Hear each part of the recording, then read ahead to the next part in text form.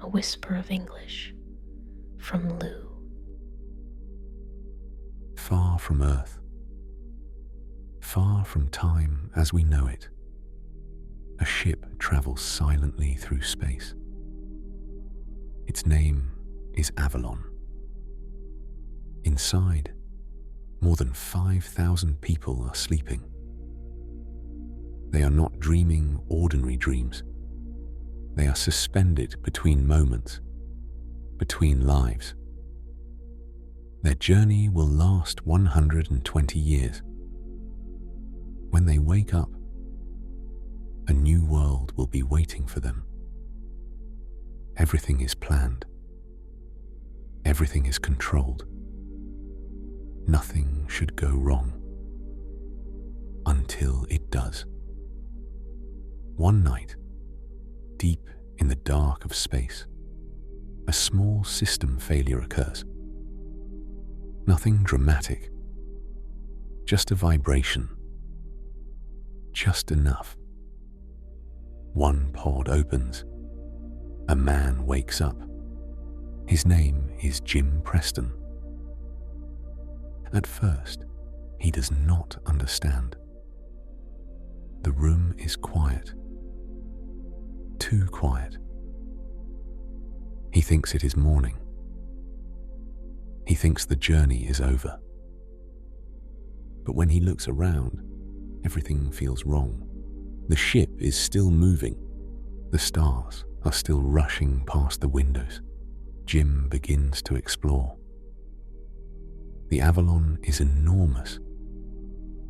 Endless corridors. Perfect white walls. Soft artificial light. And no one. No voices. No footsteps. Only the sound of his own breathing. Jim searches for answers. The computer tells him the truth. There has been a malfunction. He woke up 90 years too early. 90 years. At first, he refuses to believe it. There must be a solution. A way back to sleep. But there is none. The system cannot put him back. Jim is alone. Days pass, then weeks. The ship offers comfort, restaurants, a swimming pool, a gym, music, food without limits. But comfort cannot replace human presence. Jim talks to machines. He smiles at holograms. He laughs alone. Slowly, the silence becomes heavier. He counts time.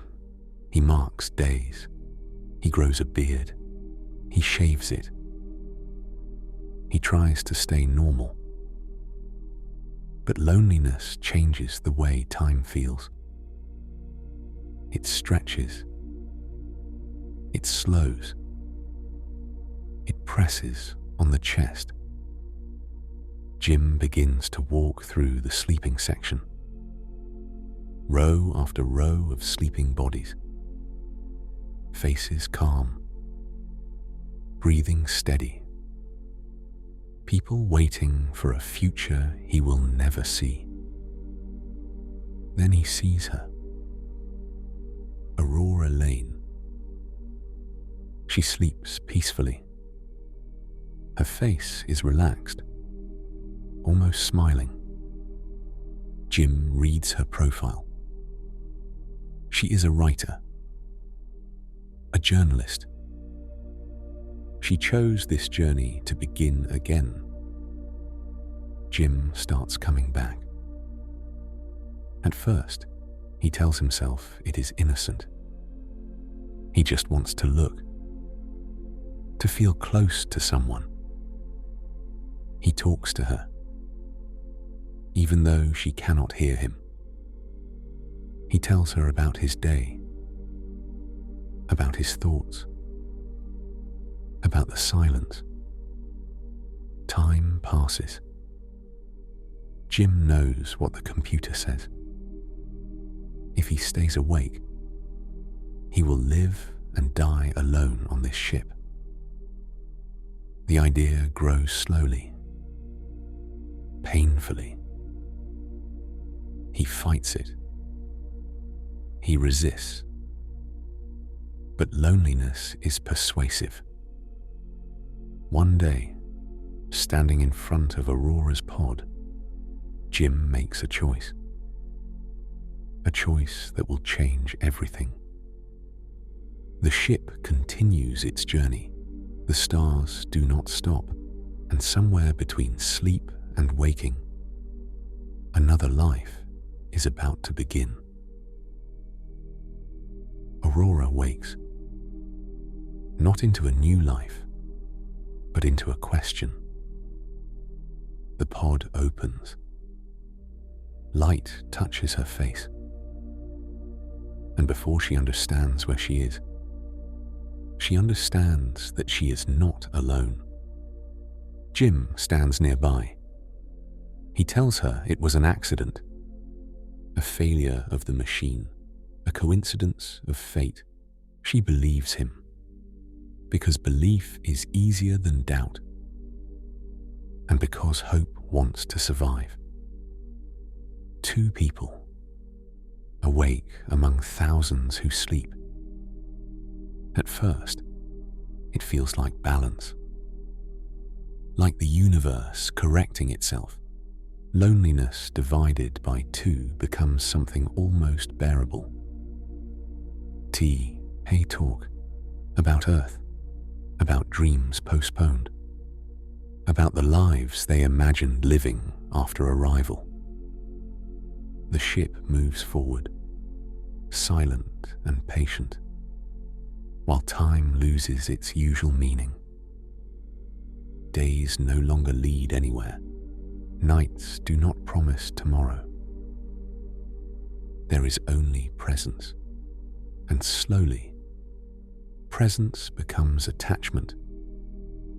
Not because it was planned, but because humans are not made to exist alone. Jim watches Aurora carefully. He admires her words, the way she gives meaning to things, the way she believes life should be lived fully. In her, he sees what he almost forgot, a reason to stay human. But philosophy always asks its price. Truth waits. Aurora discovers it not in anger, but in clarity. Jim did not wake by chance. He chose. And in that choice, he stole her future. The pain that follows is not only emotional, it is existential. She was not just betrayed by a man, but by the idea that her life belonged to her. What does forgiveness mean when freedom has been taken? What does love mean when it begins with an injustice? Aurora withdraws. Silence becomes her protection. Distance, her only control. And yet, the ship begins to fail.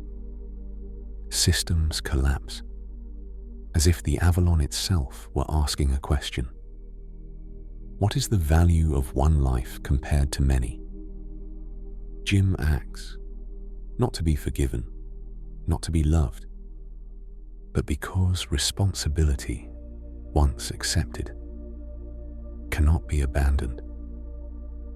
He risks himself for strangers, for a future he will never see. Aurora watches him disappear into danger, and she understands something difficult and true. A wrong action does not erase a right one, and a good action does not erase a wrong. Human beings are not simple equations. They are contradictions. As the ship trembles, Aurora faces her own choice: to remain morally pure or to remain human. Because life, she realizes, is not only about what was taken from us, it is also about what we decide to do with what remains in the vast silence of space between betrayal and survival.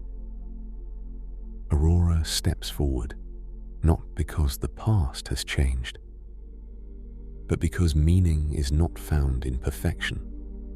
It is found in responsibility and in choosing again and again to stay alive together.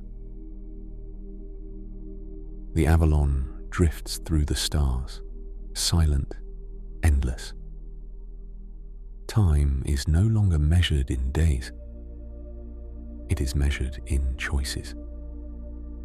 Jim works tirelessly, repairing systems, fixing what can be fixed. The ship itself becomes a reflection of his life. A life sustained by will, not chance. Aurora watches him, at first with anger, still raw, then with something softer: curiosity, wonder, a spark of understanding. Slowly, the walls between them begin to shift. A conversation, a shared smile, a gesture of care. Trust grows. Quietly, almost unnoticed, Aurora steps forward. She joins Jim in the engine rooms, in the corridors, in the endless work that keeps life alive. Together, they begin to transform the ship. They plant seeds, they water them. A garden grows beneath the artificial sky. Trees, flowers, small birds, a world created with their hands. A home built from patience, effort, and care. Love emerges gently, not perfect, not immediate, but real, chosen every day. The ship shivers softly. Quiet warnings echo through the halls. Still, Jim and Aurora move gently forward, their hands and hearts steady, tending life where it can grow. Years pass. Seasons in their minds replace the artificial lights. Time stretches, bends, and softens. Every small action, a meal shared, a flower tended, a hand held, carries immense meaning. As Jim and Aurora grow old together, the ship continues its journey. They pass away peacefully, their lives intertwined with the Avalon they saved and nurtured. When the sleeping passengers and crew finally awaken, they discover a thriving ecosystem, a garden beneath the artificial sky, life that Jim and Aurora cultivated, a legacy of care, love, and choice. The ship arrives at Homestead 2. The passengers awaken to a new world, unaware of the lives that quietly ended before them. Yet the beauty, the garden, the life, all remains as a testament to what it means to truly live. And in this silence, the story whispers a truth. Life is measured not only by years, not only by distance traveled, not only by survival, It is measured by the care we give, the love we create, and the worlds we make possible, even when no one is watching.